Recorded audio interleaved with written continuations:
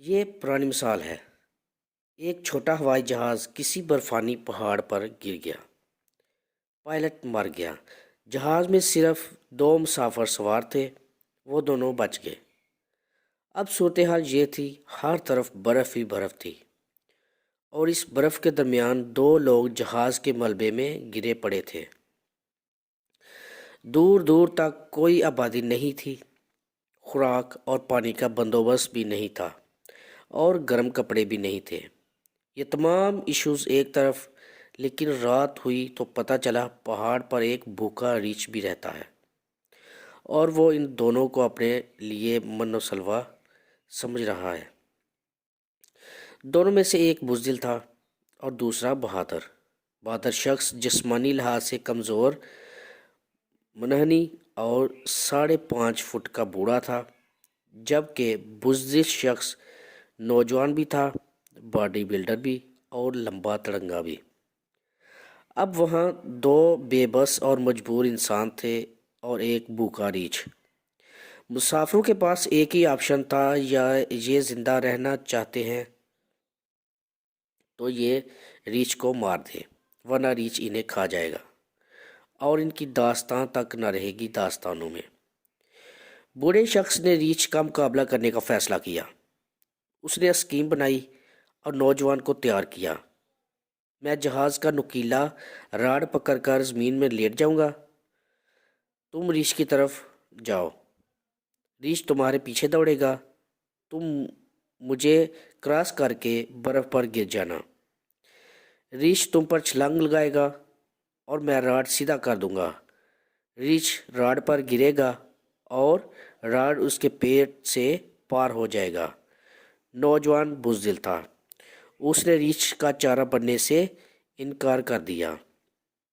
بوڑھے نے اسکیم بدلی اور کہا، تم زمین پر لیٹ جاؤ، میں ریچھ کو تم تک لاتا ہوں، تم نے بس ایک ہی کام کرنا ہے، ریچھ جو ہی تم پر چھلانگ لگائے تم نے راڈ سیدھا کر دینا ہے، اور ہم اس خطرے سے بھی نکل جائیں گے اور ہمارے کھانے کا بندوبست بھی ہو جائے گا۔ بزدل نوجوان اس آپشن سے بھی گھبرا رہا تھا، لیکن وہ جانتا تھا ہم نے اگر ریچھ کو نہ مارا تو ریچھ ہمیں کھا جائے گا۔ چنانچہ وہ راضی ہو گیا۔ بوڑھے نے اسے برف پر لٹایا اور ریچھ کی طرف دوڑ پڑا۔ ریچھ نے بھی اس کی طرف دوڑ لگا دی۔ بوڑھا آدھے راستے سے پلٹا اور ہم ریچھ کو مار دیں گے، ہم ریچھ کو ماریں گے کے نعرے لگاتا ہوا نوجوان کی طرف آیا اور اس کے پیچھے گر گیا۔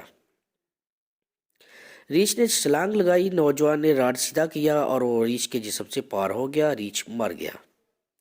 مسافروں نے اس کی کھال اتار کر کمبل بنا لیا اور گوشت کے چھوٹے چھوٹے ٹکڑے کر کے خوراک کا بندوبست کر لیا، یہاں تک کہ ریسکیو ٹیم ان تک پہنچ گئی۔ یہ ایک فرضی کہانی ہے، لیکن یہ لیڈرشپ کے کورسز میں بطور مثال پڑھائی جاتی ہے۔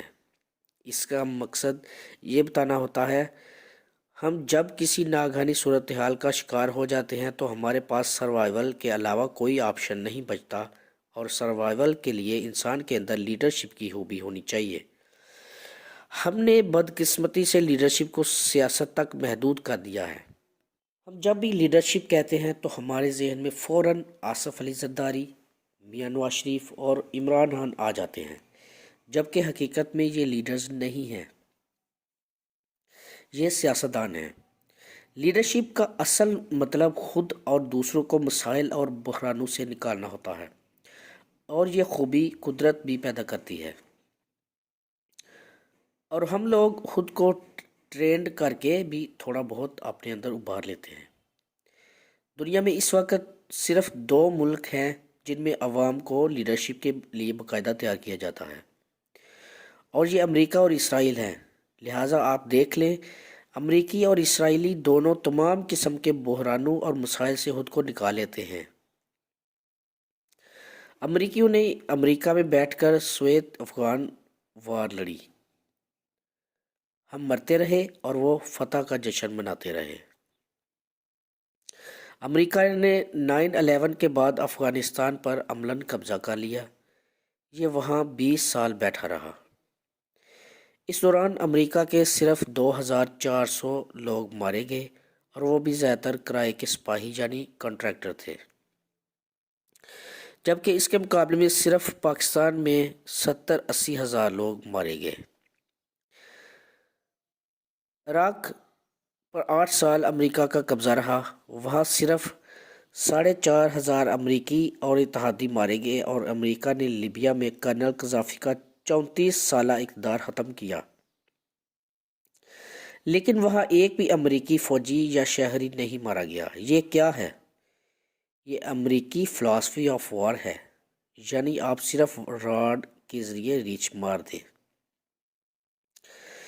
اسرائیلی بھی اپنے شہریوں بالخصوص بچوں کو لیڈرشپ کی ٹریننگ دیتے ہیں۔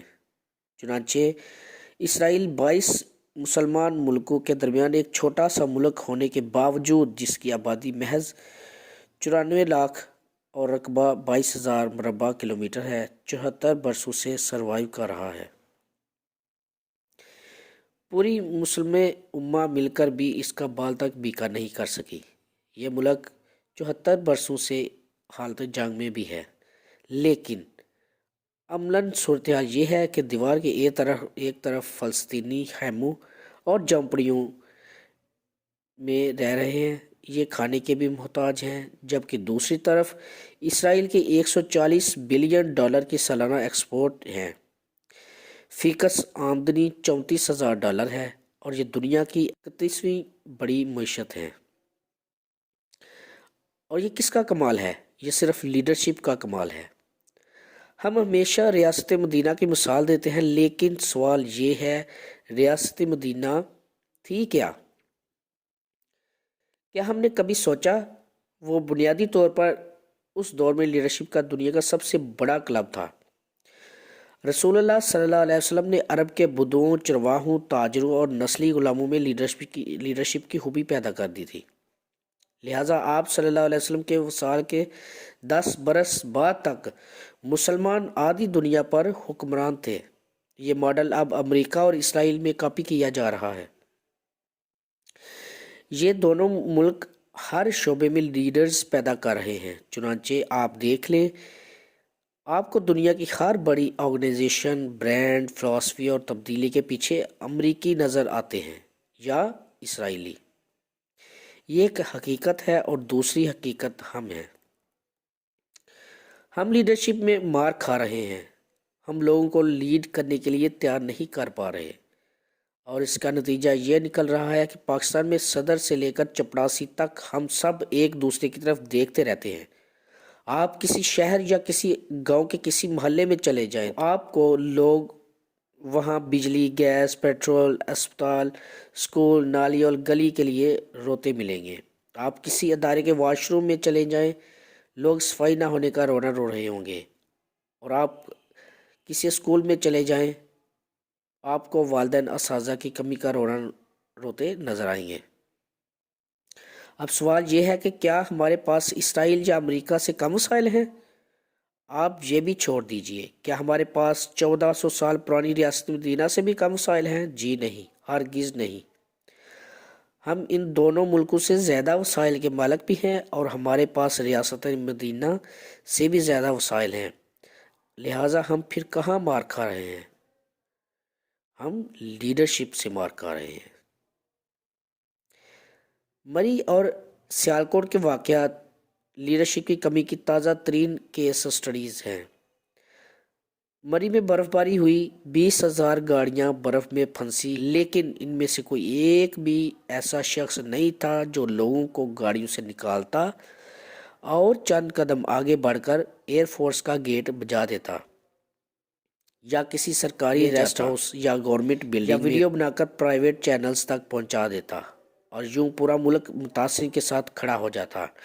دوسری طرف سیالکوٹ میں 3,000 لوگ پریانتھا کمارا کی لاش سڑکوں پر گھسیٹ رہے تھے، لیکن انہیں کوئی روکنے والا نہیں تھا۔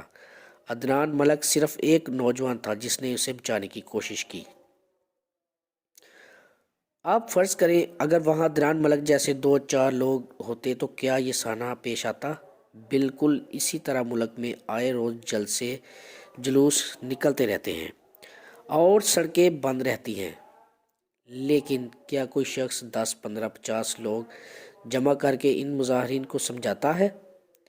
کیا کوئی آگے بڑھ کر اپنی مدد آپ کے تحت کوئی گلی، کوئی نالی بناتا ہے، یا کوئی واش روم صاف کرتا ہے، یا کسی ہسپتال یا اسکول کے لیے سرکاری اہلکار سے مدد مانگتا ہے، یا خود جا کر بچوں کو پڑھانا شروع کر دیتا ہے؟ جی نہیں، ہم من حیث القوم فریادی ہیں۔ ہمیں لیڈ کر کے بحرانوں کے مقابلے کی اہلیت نہیں، لہٰذا ہم اوپر سے نیچے تک مار کھا رہے ہیں۔ دنیا میں اس وقت 250 ملک ہیں، ان میں ایک بھی ملک پیسے سے نہیں بنا، یہ سب لیڈرشپ نے بنائے، اور دنیا کا کوئی ایک بھی ملک پیسے یا وسائل سے نہیں چل رہا، انہیں لیڈرشپ چلا رہی ہے، جبکہ ہم لیڈرز بھی لیڈرشپ کی بنیادی صلاحیتوں سے محروم ہیں جبکہ ہمارے لیڈرز بھی لیڈرشپ کی بنیادی صلاحیتوں سے محروم ہیں۔ یہ بھی خلائی مخلوق کی مدد کے بغیر الیکشن تک نہیں لڑ سکتے، لہٰذا آپ خود فیصلہ کر لیں، یہ ملک پھر کیسے چلے گا؟ میری آپ سے درخواست ہے، آپ تمام پرائمری اسکولوں میں لیڈرشپ کے کورسز شروع کروا دیں تاکہ لوگ کم از کم سروائیول کی جنگ کو تو سمجھ سکیں، یہ برف باری ہی سے بچ جائیں، ورنہ ہم معذوروں کی دنیا کی سب سے بڑی قوم بن جائیں گے۔